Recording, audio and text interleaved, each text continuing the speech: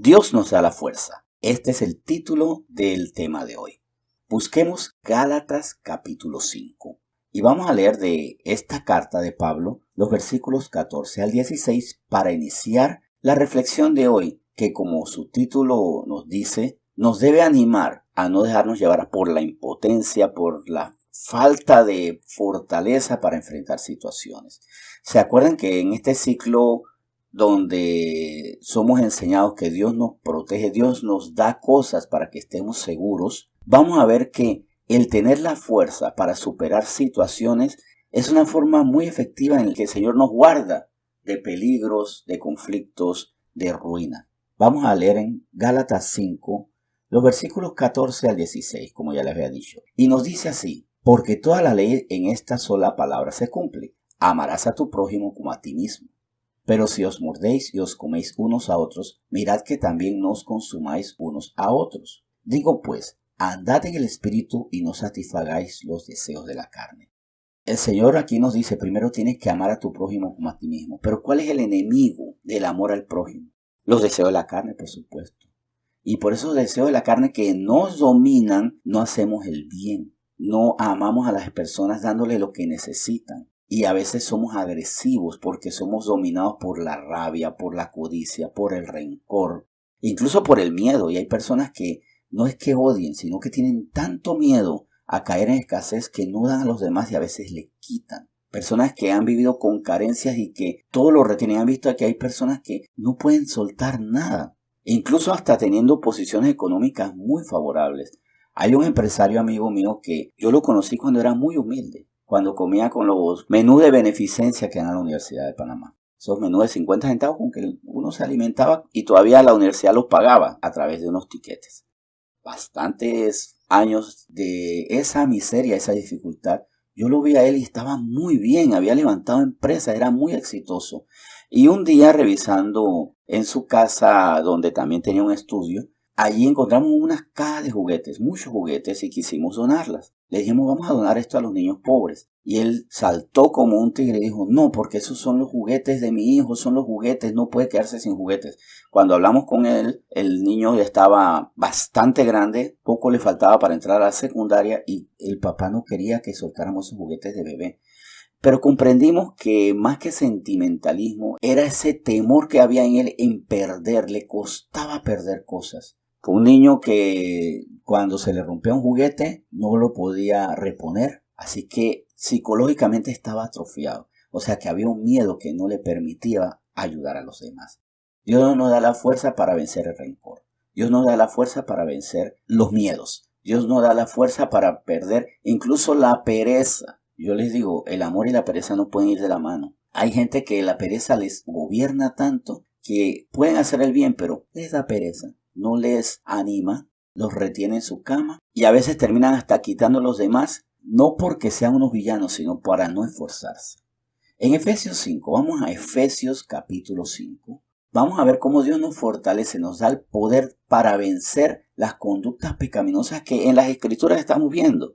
Porque también nosotros tenemos una dinámica de conocimiento de las Escrituras. Esta dinámica, este conocimiento de las Escrituras nos lleva a entender que estamos mal. Y ahí es donde los cristianos entramos en crisis. Ahí dice que yo tengo que orar por mi prójimo porque me ultraja, pero es que yo no puedo. Que tengo que bendecir, hablar bien del que me maldice, pero no hay manera que lo pueda hacer.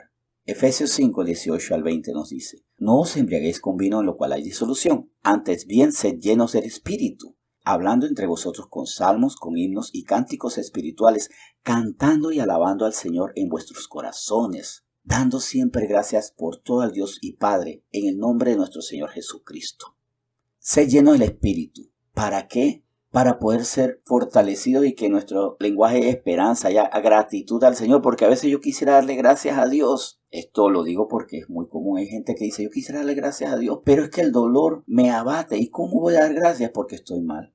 Dios nos da el poder al ser llenos del gozo espiritual. Dios nos da la capacidad de comprender, vivir, superar las situaciones difíciles. Y ya aunque el mundo siga siendo un desastre, nosotros no somos ese desastre. No compartimos espacio con ese desastre, porque en nuestro espíritu hay convicción, hay esperanza.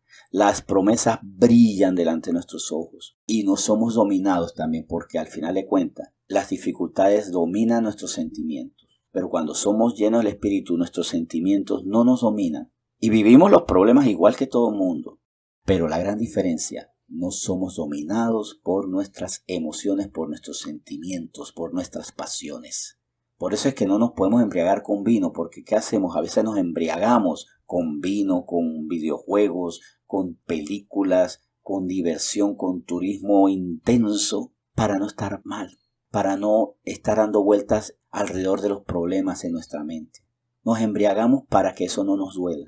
Toma y olvida, pasea y olvida, diviértete y olvida, mira televisión y olvida. Eso no es la respuesta. Que nos alivia un rato sí, pero los problemas siguen ahí y van creciendo porque no los estamos afrontando. Más bien nos da el poder, el Espíritu Santo, para confrontar todas estas situaciones y vencer. Dios nos da el poder. ¿Dónde está ese poder? En el Espíritu Santo. ¿Y cómo se alcanza? Entregándole nuestras cargas a Él. Y nuestras cargas no solamente son nuestros problemas, nuestras cargas son nuestros miedos, porque a veces le entregamos al Señor los problemas, pero no los miedos. Le entregamos al Señor nuestros problemas, pero no nuestro agobio. Esa es la verdadera carga. No solo que no tengo empleo, sino estoy triste porque no tengo empleo. Tengo miedo por la enfermedad. Tengo impotencia porque las situaciones son más grandes que yo.